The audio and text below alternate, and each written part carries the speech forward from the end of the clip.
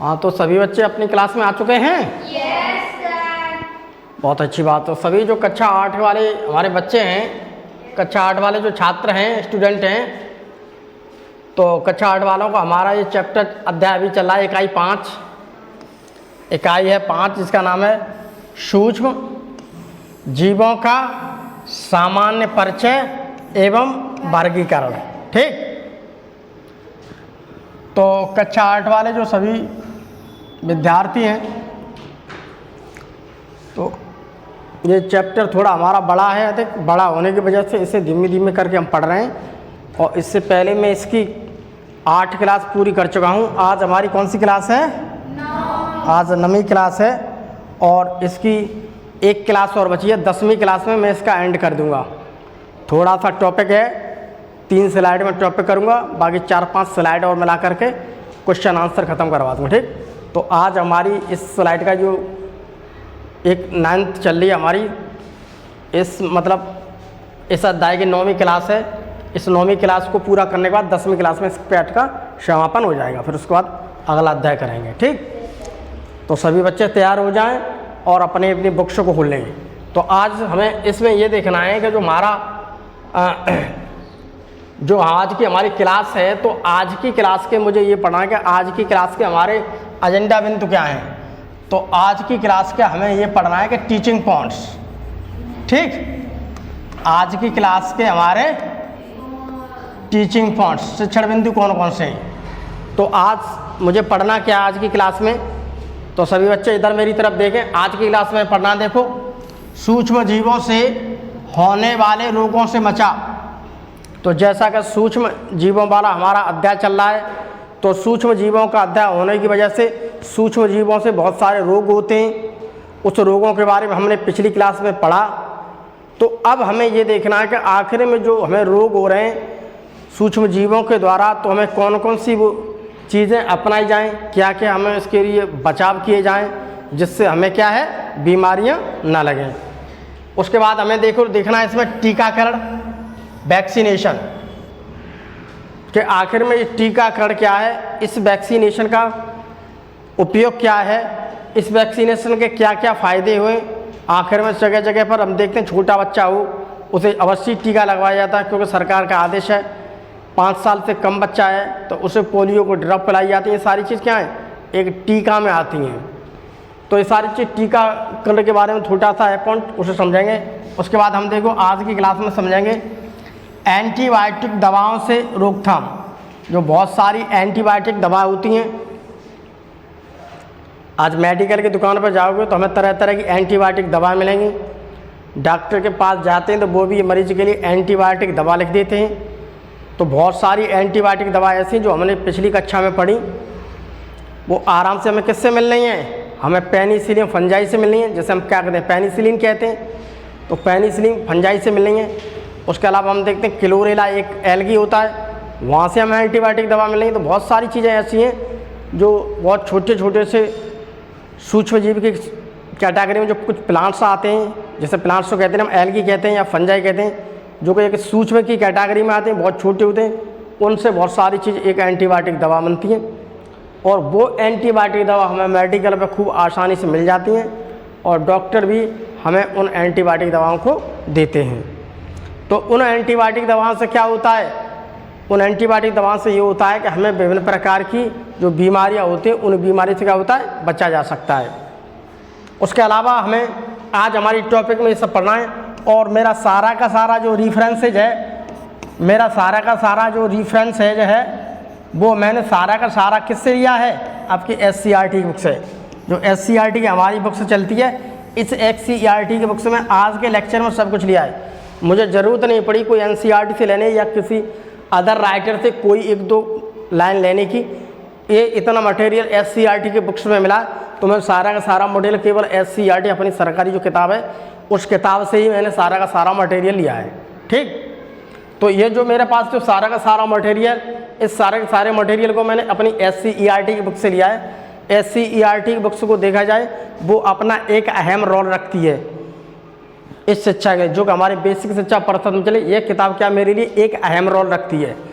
तो ये सारी चीज़ को हम देखते हैं तो यहाँ पर आज मेरा कंटेंट है, इस कंटेंट्स को हम अच्छी तरह से ये समझेंगे और हम ये जानेंगे कि ये सारी चीज़ें जो मेरे टीचिंग पॉइंट्स में आ रही हैं, हम इसे बारी बारी करके अच्छी तरह से डिस्कस करेंगे और हम इस चीज़ को समझेंगे कि आखिर में जो सूक्ष्म जीव होते हैं उनसे हमें बचा कैसे जा सकता है। ठीक है, तो सबसे पहले मुझे यहाँ पर ये देखना है कि जो सूक्ष्म जीव हैं, होने वाले जो सूक्ष्म जीव हैं, उनसे हमें रोगों से बचाव कैसे करना है। तो पहले हम इसके बारे में डिस्कस करेंगे, समझेंगे, हमें इसके बारे में समझेंगे, डिस्कस करेंगे। ठीक है, रोगों से बचाव। सबसे पहले मुझे यहाँ पर ये समझना, रोगों से बचाव। जो विभिन्न प्रकार के रोग हो रहे हैं उनसे हम कैसे बच सकते हैं। जो विभिन्न प्रकार के रोग हैं उससे कैसे बचेंगे, हमें कौन सी वो युक्ति अपनाएं जिससे हम उससे आसानी से बच सकते हैं। तो सबसे पहले बचने के लिए देखिए हमसे क्या देखना है कि बहुत सारे ऐसे संक्रमणीय रोग होते हैं। ये देखिए, संक्रमणीय रोग के फैलने के लिए किसी माध्यम की आवश्यकता पड़ती है। आवश्यकता मतलब पता है, संक्रमणीय का मतलब पता है। इससे पहले मैं तुम्हें पिछली क्लास में पढ़ाया था अच्छी तरह से डेंगू के बारे में। ठीक, तो संक्रमणीय रोग, डेंगू क्या है, एक संक्रमणीय रोग है। तो अभी मैं तुम्हें बताऊंगा, यदि हम माध्यम को रोगाणु से मुक्त कर दें तो हमें कोई बीमारी लगने की संभावना नहीं हो सकती है। तो सबसे पहले मुझे यहाँ पर देखना है कि आखिर में जो संक्रमणीय रोग है उसे फैलाते कौन है। उसे देखिए मच्छर फैलाएगा, विभिन्न प्रकार के टिक फैलाते हैं, उसके अलावा और भी बड़ी बड़ी मच्छर की कैटेगरी या मक्खी आती हैं, उनसे फैलता है। तो हमें यहाँ पर एक नज़र तुम्हें ये डालना है, हमें ये समझना है कि आखिर में कि जो होते हैं संक्रमणीय रोग होते हैं, तो उस संक्रमणीय रोग के बारे में देखो हमने पिछली क्लास में आपको अच्छी तरह से पढ़ाया था। तो मैं एक नज़र थोड़ा उसमें डाल के दिखाता हूँ, और मुझे पास स्लाइड आ जाती है निकल करके, तो मैं थोड़ा स्लाइड को अभी दिखाता हूँ आपको। थोड़ी देर के लिए आप बैठे रहें और मैं स्लाइड को सर्च कर रहा हूँ। जैसे जैसे मेरी स्लाइड सर्च हो जाएगी और वो आ जाएगा, देखिए मैं अभी आपको वही वाले दिखाता हूँ, एक मलेरिया वाला। कि मलेरिया बारे में देखिए क्या होता था। ये देखिए एक चित्र मैं आपके सामने अभी दिखा रहा हूँ। ठीक है, वैसे तो यहाँ पर ये देखिए आ गया है, इसको एक पॉइंट समझ लीजिए आप। ये आगे भी इमेज दे रखी है मैंने। ये देखिए, जैसे मान लीजिए कि एक डेंगू बीमारी है। ये डेंगू बीमारी दिख रही है आपको, पहले से गौर से देखिए, मैं पिछली स्लाइड में पढ़ाया, लेक्चर 7 में मैंने पढ़ाया ये। और ये है चिकनगुनिया। ठीक, यहाँ पर तुम्हें एक क्या दिख रहा है, ये है मच्छर। पहले से देख लीजिए, ये मच्छर सही है, बिल्कुल मच्छर को कोई बीमारी नहीं है, मच्छर बिल्कुल सही है। तो मच्छर यहाँ पर कैसा है, ये बिल्कुल इस व्यक्ति को बीमारी लग गई है कैसे भी करके, ये मच्छर सही है। इस मच्छर ने इसे काट लिया, तो जैसे ही इसको काटा तैसे अब मच्छर भी क्या हो गया, संक्रमित हो गया। संक्रमित का मतलब पता है, इसने इसका खून चूसा तो अब इसकी बीमारी इसके खून में आ गई। अब ये मच्छर इसे काटेगा, तो जैसे ही इसने इसे काटा तो ये क्या हो गया, संक्रमित हो गया। ठीक, तो ये बीमारी यहाँ पर थी, यहाँ से इस व्यक्ति के पास पहुँच गई। अब ये वाला जो तुम्हें दिख रहा है, ये वाला ये मच्छर इधर उधर बीमारी को फैलाता है, और जो मच्छर यहाँ से लेके वहाँ पर बीमारी को फैलाता है उसे हम कहते हैं वाहक। ये बीमारी को लेकर के जा रहा है इधर से उधर, इसे हम क्या कहेंगे। अगर इसी को ही मार दिया जाए, अगर ये मच्छर नहीं होता तो ये बीमारी यहाँ से यहाँ तक नहीं जाती। बात सही है कि नहीं। अगर यहाँ पर मच्छर को ही मार दो तो ये बीमार कोई व्यक्ति है तो वही बीमार रहेगा। अब उस मच्छर ने इससे देखो, इसे अब 50 को काटेगा तो 50 को बीमारी करेगा। सबसे पहले ये काम सारा इस मच्छर को ही मार दो। अगर ये मच्छर मर गया तो बीमारी नहीं होगी। बात समझ में आई कि नहीं। अगर ये मच्छर मर गया तो हमें किसी प्रकार से क्या होगा, बीमारी नहीं होगी। तो हमें देखिए आज हमें इसी बात को समझना है कि जो हमें बीमारी फैला रहा है अगर हम उसी को मार देंगे तो बीमारी नहीं होगी। तो इसी बात को देखिए मैं यहाँ पर अच्छी तरह से तुम्हें समझाने की कोशिश कर रहा हूँ कि ये है मच्छर। अगर इस मच्छर को इस टिक से जानते हो तुम, कुत्ते उत्ते वगैरह देखें, तुमने कुत्ते ऊपर लगे हुए देखें? उसके अलावा इंसानों के सर में भी बहुत जू देखें, जू, उसे हम टिक बोलते हैं। तो ये क्या है? टिक है। ठीक, छोटे छोटे होते हैं, कुत्तों पर भी मिलेंगे, बिल्ली पर भी मिलेंगे, चूहों के ऊपर भी पाए जाते हैं छोटे छोटे। अगर ये है मच्छर, इनको मार दिया जाए तो बीमारी नहीं होगी। तो हमें भैया इनको मार देना है। अगर हम इन्हें मार देंगे तो हमें कोई बीमारी लगने की संभावना नहीं। तो यही तो देखो क्या है, संक्रमणीय रोग के फैलने के लिए किसी माध्यम की आवश्यकता पड़ती है। इससे रोग फैलता है, इसकी जरूरत है। यदि हम माध्यम है, ये क्या है? माध्यम का मतलब क्या है? वाहक है, अर्थात वेक्टर है। ये एक जगह से दूसरी जगह बीमारी लेकर के जा रहा है। तो अगर हम इसे मार देंगे तो बीमारी नहीं होगी। तो हमें सबसे पहले क्या करना है? इसी को मारना है। वही देखो अगली स्लाइड में मैंने देखो फिर दिखाया वही वाले को। ये देखो इमेज लगी हुई है अगली स्लाइड में। मलेरिया है, डेंगू है, चिकनगुनिया है, जापानी मस्तिष्क जुखार। ठीक है, तो ये है मेरे पास मच्छर, और इस मच्छर ने इस किसी बीमार व्यक्ति को काटा। अब यहाँ से ये बीमारी इसमें पहुँच गई, तो मुझे ये मारना है। जब वो मच्छर मुझे काटेगा ही नहीं तो बीमारी नहीं बनेगी। तो इस प्रकार की ये बीमारी क्या है? बचने के लिए तो मच्छर रोधी दवाओं का प्रयोग करें, मच्छर को मारने का प्रयोग करें। तो यहाँ पर क्या करना है? मच्छर को मारना है। अब मच्छर को कैसे मारेंगे? हम कैसे मारेंगे? गड्ढे या खेतों में नीम की खली का प्रयोग करें। गड्ढे बड्ढे नीम होते हैं, नीम की पत्तियां होती हैं, नीम की पत्तियों को उसमें डाल दो, नीम की पत्तियों को जलाओ, या नीम को खलती बना लो, वो डाल दो। ठीक, शरीर को अधिक से अधिक ढक कर के रखें, एवं घर के पास गंदा पानी इकट्ठा न होने दें। अगर हम क्यों उदम कर रही है, संभाल के नहीं तुम पे बैठा यार। अगर हमें क्या करना है? शरीर को अधिक से अधिक ढक कर के रखेंगे, कपड़े ओढ़ करके रखेंगे, या हम मच्छरदानी का प्रयोग करेंगे, तो मालूम है क्या होगा? अगर हम मच्छरदानी का प्रयोग करेंगे तो क्या होगा? मच्छर हमें काटेगा नहीं। इससे बुखार आ गया है, अगर ये मच्छरदानी का प्रयोग करता तो मच्छर इसके पास नहीं जाता। इसके पास मच्छर कैसे पहुंचा? उसने मच्छरदानी का प्रयोग नहीं किया। अगर वो मच्छरदानी का प्रयोग करता तो मच्छर इसके पास जाता नहीं। जब मच्छर इसे काटता है तो ये बीमार नहीं पड़ता। तो हमें उपाय ये करना है, वो अगरबत्ती लगा देनी है जिससे मच्छर भाग जाते हैं। मच्छरदानी का प्रयोग करना है। गड्ढे में कहीं पानी भर रहा है तो पानी को निकाल देना, पानी नहीं हमें रखना वहाँ पर। तो हमें आसपास सबसे ज़्यादा क्या करना है? हमें साफ सफाई का बहुत ज़्यादा ध्यान रखना है। ठीक, उसके अलावा हमें देखना है शुद्ध जल।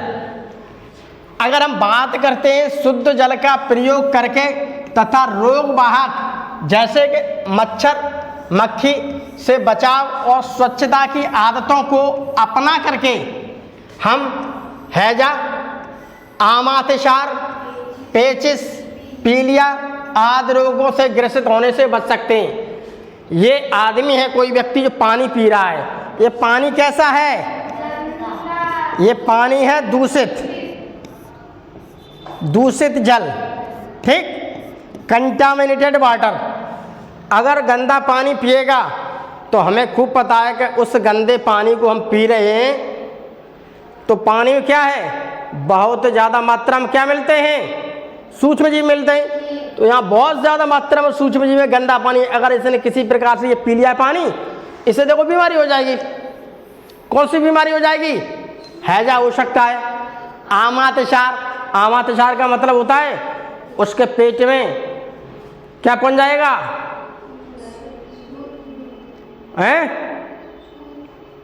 एंटोअमीबा स्टेल्टिका अगर उसके शरीर में पहुंच गया तो उसको लूज मोशन हो जाएगा, यानी कि पेचिस दस्त हो जाएंगे। ठीक है, ये देखो पेचिस हो जाएंगे। ठीक, पेट में दर्द होगा बहुत बड़ी कारते। ठीक है, पीलिया जैसे बहुत सारे रोग हैं। तो इस प्रकार के रोग क्या हैं? अगर हम गंदा पानी पी रहे हैं तो हमें विभिन्न प्रकार की क्या हो रही हैं? हमें विभिन्न प्रकार की क्या हो रही हैं भैया? विभिन्न प्रकार की क्या हो रही हैं? बीमारियां हो रही हैं। क्यों हो रही हैं? क्योंकि हम गंदे पानी को पी रहे हैं, गंदे पानी को इस्तेमाल कर रहे हैं। ठीक है, तो इस प्रकार से क्या है, इन सारी चीज़ों को, ये सारी चीज़ किससे हो रही हैं? एक सूक्ष्म जीव से हो रही हैं। सूक्ष्म, तो हमें गंदा पानी नहीं पीना है, हमें शुद्ध जल का प्रयोग करना है। ये देखो लिखा है, तो हमें किसका प्रयोग करना है? शुद्ध जल का। तो हमें शुद्ध जल का प्रयोग करना है। शुद्ध जल का हमें क्या करना है? हमें शुद्ध जल का प्रयोग करना है। ऐसा शुद्ध जल जो अच्छा हो, प्योरीफाइड हो, गंदा पानी नहीं पीना है। ठीक, तो शुद्ध जल अच्छा जल है, उसे हम पिएंगे, हमें कोई भी गंदा पानी नहीं पीना है। अगर हम बात करें बरसात के मौसम की, ये देखिए बरसात हो रही है, तो बरसात का मौसम है, क्या है ये? बरसात का मौसम। तो बरसात का मौसम है। और अगर हम बरसात के मौसम की बात करते हैं, बरसात के मौसम में संक्रामक रोग होने की संभावना बहुत बढ़ जाती है। ये कह रहा है कि बरसात का जो मौसम होता है उसमें बीमारियों को बढ़ने की संभावना बहुत ज़्यादा बढ़ जाती है। क्यों? क्योंकि पानी बरस रहा है, जगह जगह पानी भर रहा है। जगह जगह जब पानी भरेगा तो वहाँ पर छोटे छोटे क्या होते हैं? सूक्ष्म जीव, वो पनपने लगते हैं। क्योंकि बरसात के मौसम में सूक्ष्म जीवों की संख्या बहुत बढ़ जाती है। ये सूक्ष्म जीव पानी में बहुत तेजी से वृद्धि करते हैं। छोटा सा पानी है, उसके अंदर जरा सा भी एक सूक्ष्म जीव पहुंच गया तो वहाँ पर आपको पानी में सूक्ष्म जीव ही देखने के लिए मिलेंगे। तो यहाँ पर क्या मिलेंगे? सूक्ष्म जीव। ठीक, हमें अक्सर सलाह दी जाती है कि पानी को उबाल कर पीने की। क्योंकि अगर हम पानी को उबाल करके पिएंगे, ये पानी है मेरा गिलास, मैं इसे गैस पर उबाल करके पीऊंगा तो मालूम क्या होगा? पानी को उबालने से उसमें मौजूद सूक्ष्म जीव नष्ट हो जाते हैं, जिससे रोग की संभावना कम हो जाती है। इसमें देखिए क्या है? सूक्ष्म जीव। अब मैं इसे उबालूंगा। ठीक, अब मुझे क्या करना है? उबालना है। जैसे ही मैं पानी को उबालूंगा तो इसमें सूक्ष्म जीव क्या हो जाएंगे? सूक्ष्म जीव क्या हो जाएंगे? गर्म करने से सारे सूक्ष्म जीव इसके अंदर मर गए। अब थोड़ी देर के लिए रख दो पानी को, जब हल्का हल्का सा ठंडा सा हो जाएगा, थोड़ा थोड़ा गुनगुना सा रह जाएगा, बिल्कुल हल्का सा, उसे आराम से लेकर हम पी लेंगे। तो क्या होगा? इनसे होने वाली जो रोग हैं हमें वो नहीं हो कि मुझे मर चुके पूरे, अब शरीर के अंदर मरा हुआ पहुंच जाए वो किसी काम का नहीं है। जिंदा पहुंच गया तो हमें बीमारी करेगा, मरा हुआ पहुंच गया किसी काम नहीं। तो हमें अक्सर सलाह किस बात की दी जाती है? पानी को उबाल करके पीने की। ठीक, तो ये सारी चीज़ें क्या होती हैं? बरसात के मौसम में बहुत ज़्यादा बढ़ती जाती हैं। अगर हम बरसात के दिनों की देखिए बात कर रहे हैं, बरसात का जो मौसम है, तो बरसात के मौसम में जब पानी अधिक है तो चारों तरफ पानी बरसता है तो सीलन ही सीलन हो जाती है। मिट्टी गीली है, हर जगह पानी है, तो वहाँ पर हम देखते हैं तो विभिन्न प्रकार के कीड़े मकोड़ों की संख्या भी बहुत बढ़ जाती है। अर्थात बरसात का पानी खेतों में भर जाता है। धान के खेत हैं तो धान के खेतों में बहुत ज़्यादा बरसात का पानी भर जाएगा, और भी बहुत प्रकार के खेत हैं। तो चारों तरफ जब पानी बरसता है तो खेतों में देखते हैं हम, तो हमें क्या दिखाई देता है? खेतों में पानी ही पानी दिखाई देता है। जब पानी है तो उसमें क्या है? सूक्ष्म जीव है। तो सूक्ष्म जीव क्या है? वो अपनी संख्या बढ़ाते आते हैं। तो वो गंदे पानी में अगर हम घूमने गए, ठीक, मेरा मतलब उसमें गलती से चले गए, तो वो गंदे संदे जीव क्या हैं? सब हमारे शरीर से लग जाते हैं, हमारे कपड़ों से लग जाएंगे। तो इस प्रकार से क्या होता है? धीमे धीमे क्या होता है? उससे क्या होता है? हम बीमार हो जाते हैं। ये देखिए सूक्ष्म जीवों के क्या है? बहुत देखो पानी बरस रहा है तो ये पानी भर गया गड्ढों में। गड्ढों में क्या हुआ? पानी भर गया।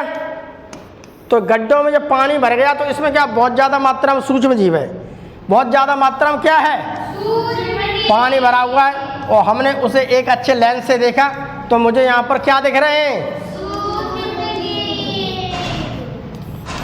तो मुझे यहाँ पर सूक्ष्म जीव दिखाई दे रहे हैं। अर्थात इसका मतलब ये है कि इस पानी से मुझे दूर रहने में ही फायदा है। अगर मैं यहाँ पर रहूँगा तो सूक्ष्म जीव क्या हो जाएंगे, मेरे ऊपर हमला कर देंगे, मुझे बीमार कर देंगे। क्योंकि जहाँ कहीं भी पानी भरा होता है उस पानी में सूक्ष्म जीव अपनी संख्या बहुत तेज बढ़ाते रहते हैं।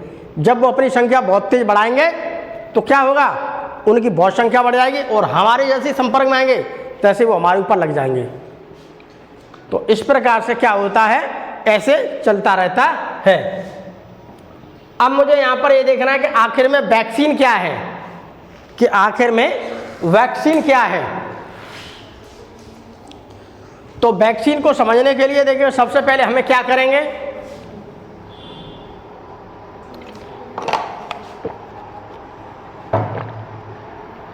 देखिए ये है बच्चा और बच्चे को देखो इंजेक्शन दिया जा रहा है। इंजेक्शन मतलब क्या है, टीका दिया जा रहा है उसे, ठीक। तो टीका किसी को लगाना ही टीकाकरण कहलाता है, वैक्सीनेशन।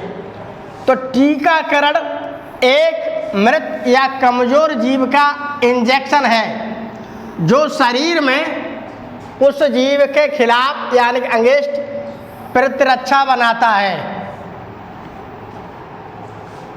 अब ये टीका इसमें दिया जा रहा है किसका, मान लीजिए इसे टीका दिया जा रहा है कोरोना का, ठीक। इसे टीका किसका दिया जा रहा है, तो इसका जो टीका होता है, ये सरिंज आपको दिख रही है, सरिंज दिख रही है आपको। तो इस सरिंज के भीतर आपको क्या मिलेंगे, कोरोना के क्या मिलेंगे इसके अंदर, वायरस। कौन से वायरस, मृत या अधमरा। अधमरा का मतलब पता है, ऐसा या तो वो मर चुका है या उसके अंदर थोड़ी बहुत जान बची है, मर तो पूरा ही चुका है, उसके अंदर जान नहीं बची है। उस वाले को हम बनाते हैं लैब में। अब हम इसे बना करके इस सरिंज में भरेंगे। इसे भरने के बाद हम जैसे ही इस बच्चे को देंगे, ठीक, तैसे ही मालूम क्या होगा, जो मरे हुए जो वायरस हैं, वो मरे हुए वायरस क्या हमारे शरीर में आ जाएंगे। जैसे हमारे शरीर में मरे हुए वायरस आ गए तो उसे मालूम क्या हुआ, हमारे शरीर का जो ब्लड है, ठीक, हमारे शरीर का जो ब्लड देखा है, जैसे हम आरबीसी बोलते हैं, ठीक। तो मुझे यहाँ पर देखिए डब्ल्यूबीसी मिलेगी। डब्ल्यूबीसी का मतलब होता है श्वेत रुधिर कणिकाएं, व्हाइट ब्लड कॉर्पुसल्स। यहाँ पर क्या काम होगा, इनका काम क्या है, जैसे ही वायरस इसके अंदर पहुंचा मरा हुआ, तैसे ही इसने समझ लिया कि कोई बाहर से वायरस आ गया है हमें मारने के लिए। तो मरा हुआ तो पहले ही है, अब ये क्या करेंगे, इस मरे हुए को मारेंगे फिर दोबारा से इसके अंदर, ठीक। मरे हुए को क्या करेंगे, ये हमारे शरीर के अंदर मारने लगती हैं। अब इसने पहचान लिया, एक मैप बना लिया कि कोरोना का जो वायरस है, उस वायरस को इसने पहचान लिया कि मरा हुआ वायरस ऐसा होता है और ये वायरस इसमें आ गया। अब इसने पहचान लिया कि ये चोर है, इसकी शक्ल इसके दिमाग में बन गई, ठीक, तो ये सबको मार देगी। अब जैसे ही कोई ओरिजिनल आएगा कोरोना का, जैसे संपर्क में हमारे पास आएगा, वो तो मरा हुआ हमारे शरीर के अंदर डाल दिया, ठीक है। मरा हुआ डालने से मतलब ये है, अब इसने हथियार गोली बना ली। अब इसने क्या बना ली, गोली। अब इसने गोली ऐसी बना ली कि अगर ऐसा जो मरा हुआ डरा है, ऐसे जिंदे कितने भी आ जाएं सबको ये मार देगा, क्योंकि उसने पहले से हथियार बना के तैयार रखा है। अब यहाँ से जैसे जैसे बहुत ज़्यादा क्या आएंगे, कोरोना के वायरस। अब इसने वैक्सीन ले रखी है, अब इसके टीका लग चुका है, तो एक कैसे भी कोरोना के संपर्क में आ जाए, तो जैसे ही कोरोना के वायरस इसके ऊपर हमला करेंगे ओरिजिनल, तो इस गोली ने पहले ही बना रखा है हिसाब किताब कि सारे तुम्हारे मरे हुए भैया को तो मैं पहले ही मार चुका हूँ, समझ में आई? पहले मरे हुए डालते हैं कि नहीं? तो ये कहता है क्या, तुम्हारे जो मरे हुए भाई हैं उन्हें तो मैं पहले ही मार चुका हूँ, अब तुम्हें मारने के लिए मैंने गोली बना के तैयार रखी है, अब मैं तुम्हें छोड़ूंगा नहीं। तो जो बार में क्या होता है, अब धीमे धीमे धीमे धीमे सारों को मार देता है।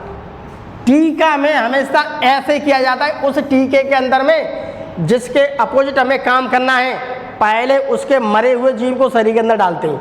यही देखो लिखा हुआ है टीकाकरण में एक मृत, देखो लिखा हुआ मरा हुआ या कमजोर जीव का इंजेक्शन है, इसके अंदर मरा हुआ या कमजोर जीव का इंजेक्शन होता है। मरे हुए होते हैं कमजोर जीव, इसके अंदर भरे हुए बहुत सारे, वो ही हमारे शरीर में डाल देते हैं। ठीक, जो शरीर में उस जीव के खिलाफ प्रतिरक्षा एंटीबॉडी बनाते हैं। शरीर में क्या बनाते हैं? एंटीबॉडी। देखिए क्या लिखा है, जब इंजेक्शन लगाया जाता है, ये देखो लग रहा है, तो हमारी बॉडी में उस हानिकारक सूक्ष्म जीव को नष्ट कर देता है। तो जैसे ही इसमें लगाएंगे तो जो भी कोई हानिकारक सूक्ष्म जीव आएगा मारने के लिए, उसे नष्ट कर देता है। जिसके लिए ये दिया जा रहा है, यह प्रतिरक्षा हमारे शरीर में सदा बनी रहती है। टीका इसीलिए लगाया जाता है कि अगर एक बार किसी को टीका लग गया, पोलियो का किसी को टीका इसीलिए पिलाया जा रहा है हमारे में, क्यों दबा, क्योंकि पोलियो को मरे हुए जो वायरस होते नहीं हैं वो उसके शरीर के अंदर डाल दिए जाते हैं बच्चे के। ठीक, अब बच्चे के अंदर जो ब्लड होता है, ब्लड में WBC है, इसका काम है क्या, एंटीबॉडी बनाना और एंटीजन बनाना। तो ये मरी हुई चीज़ को पहले मारती है, फिर उसके अपोजिट में गोली बना के तैयार कर लेती है। अब कभी भी भविष्य में पोलियो को भी वायरस आएंगे उसे मारने के लिए, तो वो कुछ नहीं कर पाएंगे, इसीलिए पहले डोज दी जाती है। पहले डोज दे दोगे तो फिर उसे कुछ नहीं होगा, इसीलिए तो टीकाकरण होता है। तो टीकाकरण में यही सारी चीज़ें होती हैं। अब देखिए ये लिस्ट दे रखी है, SCRT में दे रखी है ये लिस्ट। इस लिस्ट को थोड़ा देख लो, ये लिस्ट क्या कह रही है। अब वैक्सीन कब लगनी है, जन्म के समय की बात करें, बच्चा जैसे 6 सप्ताह का होता है, बच्चा पैदा हुआ तो जैसे बच्चा पैदा होगा जैसे सबसे पहले तो उसे BCG का वैक्सीन लगेगी, उससे OPV की वैक्सीन लगेगी, उससे HEMV जन्म के समय की खुराक है, उससे ये चीज़ जैसे बच्चा पैदा हुआ तुरंत दे दिया। ठीक, अब 6 सप्ताह का मतलब क्या है, जब बच्चा पैदा हो जाता है उसके 1.5 महीने बाद बात करें तो 1.5 महीने बाद उसे क्या देनी पड़ रही है, OPV। ठीक, OPV 1 प्लस पेंटावेलेंट 1, ये चीज़ वैक्सीन देनी पड़ रही है। उसे एक वैक्सीन ये देंगे, एक वैक्सीन देंगे, 2 वैक्सीन देंगे उसे 1.5 महीने बाद। फिर 10 सप्ताह बाद, 10 सप्ताह बाद का मतलब पता है, 10 सप्ताह बाद का मतलब हुआ कम से कम उसे 2.5 महीने बाद। ठीक, OPV 2 ये वैक्सीन लगनी है उसके, पेंटावेलेंट 2 ये वैक्सीन लगनी है उसके, ये 2.5 महीने 10 सप्ताह पे हो गई। 14 सप्ताह पर यानी कि अब उसके 1 महीने बाद, फिर 2.5 महीने के बाद 1 महीने 3.5 महीने का बच्चा हो जाएगा, तब OPV 3, पेंटावेलेंट 3 और IPV ये लगनी है। ठीक, उसके 9 माह बाद, अब इसके बाद जब 9 महीने का हो जाएगा बच्चा पूरा, 9 महीने का हो गया, अब उसे क्या लगनी है, मीजल्स खसरा की वैक्सीन, मीजल्स खसरा की। ठीक है, खसरा की पहली खुराक, विटामिन A की पहली खुराक, JEE जापानी इंसेफेलाइटिस की पहली खुराक, एक जापानी होता है, इससे बीमारी फैलती है जिससे इंसेफेलाइटिस कहते हैं। ठीक है, इंसेफेलाइटिस। उसके बाद 16 और 24 महीने बाद DPT की बूस्टर लगेगी आपकी एक वैक्सीन, OPV बूस्टर लगेगी, मीजल्स की दूसरी खुराक लगेगी और JEE की दूसरी खुराक लगेगी इसकी। 5 से 6 वर्ष का हो जाएगा तब उसे DPT की बूस्टर 2 लगेगी। जब 10 साल का हो जाएगा तो उसे TTT लगेगी। जब 16 वर्ष का हो जाएगा तब भी उसे TTT की क्या लगेगी, उसे वैक्सीन लगेगी। तो ये सारी वैक्सीन उसको लगनी है।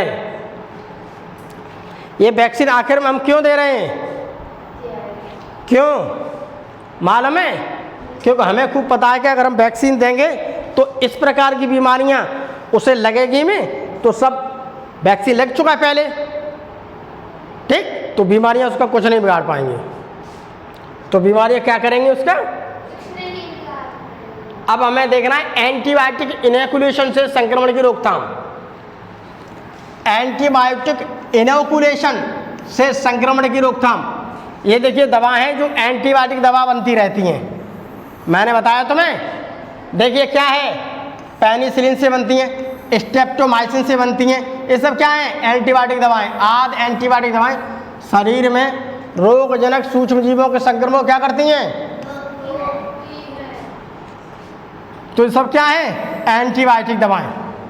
तो जब भी कभी हम किसी डॉक्टर के पास जाते हैं तो मालूम है डॉक्टर क्या कहता है?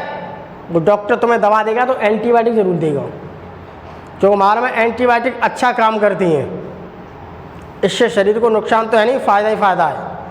तो इस प्रकार से देखिए बहुत सारी ऐसी एंटीबायोटिक दवाएं हैं। इन एंटीबायोटिक दवा से मालूम क्या होगा? इन एंटीबायोटिक दवा से हमें बीमारी क्या हो जाता है? फ़ायदा मिलता है, आराम मिलता है। इसलिए अक्सर हमें इन्हें देते हैं, जो कि हमें पेनिसिलिन, उसका क्लोरेला और स्ट्रेप्टोमाइसिन, इतना चीज़ों से क्या है, इत्यादि चीज़ों से हम इसका क्या करते हैं? निर्माण करते हैं, हम बनाते हैं। उसके अलावा हमें देखना है कि जो हमारे पेड़ होते हैं, तो पेड़ में विभिन्न प्रकार की देखो बीमारियां लग जाती हैं। कवक से बीमारियां लग जाती है, कवक का मतलब फंजाई, कवक से बीमारी लग जाती है। उसके बाद देखो बैक्टीरिया से बीमारी लग जाती है। तो कवक से बीमारी लग रही है, बैक्टीरिया से बीमारी लगती है, तो हम इसमें क्या करते हैं? कवक को मारने के लिए दवा का प्रयोग करते हैं, उसका नाम है कवकनाशी। और जीवाणु को मारने के लिए जिस दवा का प्रयोग किया जाता है उसका नाम है जीवाणुनाशी, यानी इसे कहते हैं फंजाइसाइड्स, उसे कहते हैं बैक्टीरियोसाइड्स।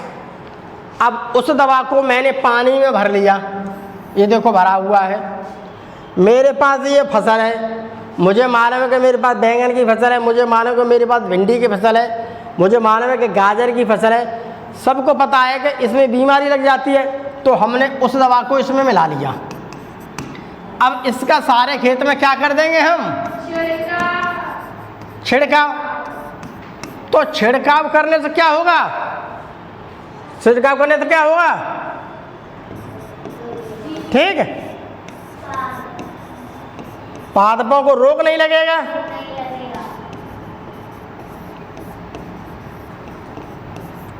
पादपों को रोग नहीं लगेगा। तो पादपों को रोग नहीं लगेगा, इसलिए क्या करते हैं? हम सारी दवा को लेते हैं, अपने खेतों में छिड़क देते हैं।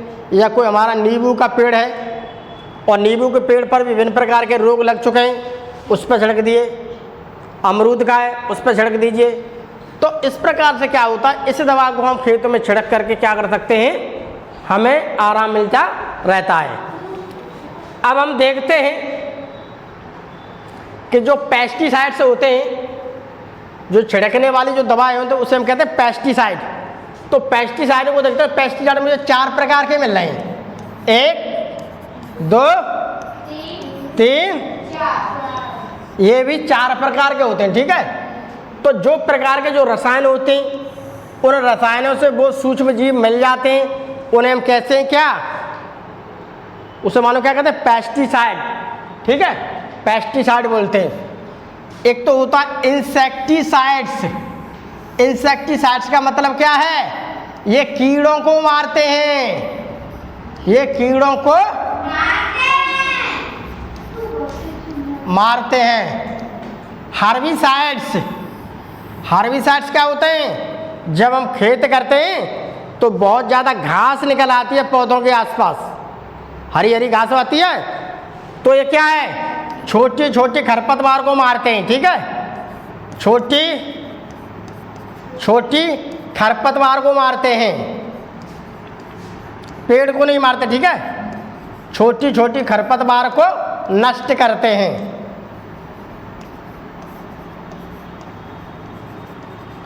कहते हैं उसमें बहुत ज़्यादा घास निकल आई है तो दवा मार देते हैं, पेड़ तो बच जाता है, वो घास मर जाती है, ठीक।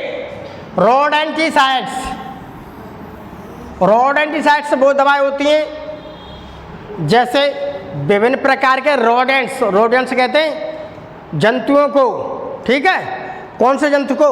जैसे चूहा देखा है, चूहा रोडेंट्स को। मान लीजिए खरगोश तो चलो ज़्यादा नहीं है, चूहा बहुत परेशान करते रहते हैं। अगर इस दवा को हमने मिला करके छिड़काव कर दिया खेत में रोडेंटिसाइड्स का, तो ज़्यादातर क्या होंगे? चूहे भाग जाएंगे, चूहे भाग जाएंगे। उन्हें मालूम है दवा पड़ी है, वो रुकेंगे ही नहीं। फिर लिया हमने क्या? फंजीसाइड्स। फंजीसाइड्स वो होती है विभिन्न प्रकार के कवक हैं जो पेड़ों की पत्तियों को खराब कर रहे हैं, पेड़ों के अंदर से फलों को खराब कर रहे हैं, पेड़ का फल अच्छा नहीं हुआ, पेड़ की वृद्धि अच्छी नहीं हो पा रही है, तो हम यहाँ पर फंजीसाइड्स का प्रयोग करेंगे, जैसे हम कहते हैं कवकनाशी, जिसे हम क्या कहते हैं? कवकनाशी। तो कवकनाशी जो होती है उससे क्या होता है? कवक के द्वारा होने वाले जो रोग हैं सब वो रोगों को क्या कर नष्ट कर देती है।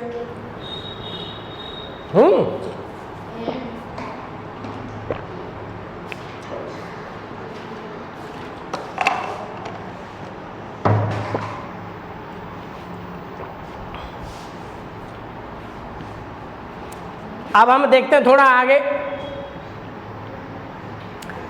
अब देखो यहाँ पर देखो क्या कह रहा है। मान लीजिए कि मेरे खेत में तरह तरह की बीमारी हो रही है, तो मैं दवा का प्रयोग कर रहा हूँ। तो इन दवा क्या है? ये केमिकल ही तो है दवा। इसमें क्या है? विभिन्न प्रकार के केमिकल होते हैं। इन रसायनों का अत्यधिक मात्रा में प्रयोग से बहुत सारी समस्याएं उत्पन्न हो रही हैं, क्योंकि ये बहुत ही विषैले पदार्थ हैं जो कि धीमे धीमे हमारे शरीर में किसी न किसी माध्यम से पहुंच ही जाते हैं, जिससे तरह तरह के रोग क्या हो जाते हैं? उत्पन्न हो रहे। ये खेत मान लीजिए पालक का खेत, गाजर का, मूली का, बैंगन का, टमाटर की फसल, कुछ भी है, इसने छिड़की दवा, ये देखो दवा छिड़की जा रही है। तो दवा का क्या हो रहा है यहाँ पर? दवा का यहाँ पर क्या हो रहा है? बहुत ज़्यादा प्रयोग, बहुत ज़्यादा क्या हो रहा है यहाँ पर? जब दवा का बहुत ज़्यादा प्रयोग होता है तो ये चीज़ हम छिड़कते नहीं हैं। जैसे मान लीजिए ये है पेड़, पेड़ में बहुत ज़्यादा हम नीचे दवा दे रहे हैं, धै दवा, तो वो दवा का असर धीमे धीमे पेड़ में देखो पहुंचने लगता है। ये देखो दिख रहा है, पेड़ में पहुंच गया। अब ये पत्तियों तक पहुंच गया, पूरे शरीर, पूरा जो पेड़ है पूरे के पूरे पेड़ में पहुंच गया। अब जैसे ही हम इसे खाएंगे, इस दवा का असर हमारे शरीर में पहुंच जाएगा। जैसे ही इसे कोई जानवर खाएगा, बकरी खाएगी, भैंस खाएगी, गाय खाएगी, तो मान लीजिए भैंस ने खाया, तो भैंस का हम क्या पी रहे हैं? दूध पी रहे हैं। तो वो भैंस के शरीर में पहुंच करके क्या? भैंस के दूध में आ गई, दूध से हमारे शरीर में आ गई, तो क्या हुआ? बीमारी बढ़ी। हमने डायरेक्ट इसे खा लिया तो हमारे शरीर में पहुंची। इसे कोई छोटा जानवर खा रहा है, खरगोश खा रहा है, तो खरगोश को किसी मरे जानवर, बड़े जानवर ने खा लिया, उसका मांस हमने खा लिया, तो हमारे शरीर, तो हम इसे देखते हैं कि ये चीज़ क्या है। एक चीज़ हम यहाँ पर जितना भी रसायन लगा रहे हैं, जितने भी अधिक हम केमिकल का प्रयोग करेंगे खेतों में बार बार, तो उस केमिकल के प्रयोग से क्या होगा? हमें उसमें केवल बीमारी ही मिलेगी और कुछ नहीं मिलेगा। ठीक, ज़्यादा हम प्रयोग करेंगे तो क्या? हमारा शरीर बीमार होता जाएगा, बीमार होता जाएगा, हमें तरह तरह के रोग उत्पन्न हो रहे हैं। क्यों? क्योंकि हम यहाँ पर केमिकल्स दे रहे हैं। क्योंकि हम यहाँ पर क्या दे रहे हैं? केमिकल्स। इसलिए हमें क्या करना है? हमें बायो फर्टिलाइजर का उपयोग करना है। हमें जो गोबर है, सादा खाद है, उस सादा खाद का हमें प्रयोग करना है। सादा खाद का प्रयोग करेंगे तो ये बीमारी हमें नहीं मिलेगी। तो इस प्रकार से क्या होता है, हमें तरह तरह की बीमारियां हो जाती हैं, और इन तरह तरह की बीमारियों से क्या हो जाता है? आदमी रोगग्रस्त हो जाता है। बाज़ार में जाते हैं तो कभी उसे कुछ हो गया, किसी को कैंसर जैसी बीमारी हो रही है, ठीक है, किसी के शरीर पर दाग धब्बे होते जा रहे हैं, ठीक। किसी का कुछ हो रहा है, किसी का माइंड पावर कमज़ोर हो रहा है, तो ये सारी चीज़ का केमिकल चीज़ का जितना इस्तेमाल करेंगे उतने हमारे शरीर को क्या हानियाँ होती जा रही हैं। आज के लेक्चर के लिए केवल हमारा इतना ही बहुत है।